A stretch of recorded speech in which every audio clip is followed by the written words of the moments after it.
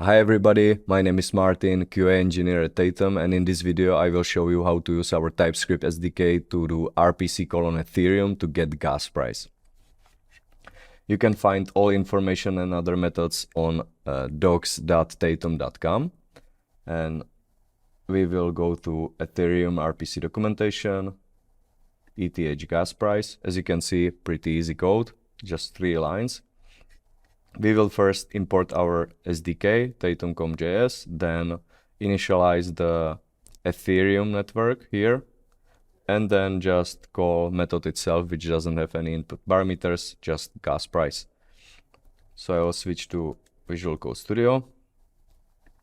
We need to first install our SDK,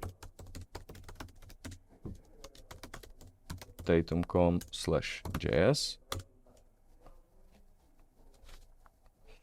And then we can run the example.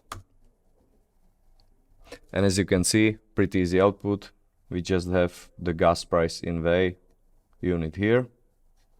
So you can use it in any of your applications. Hope it helps and see you around.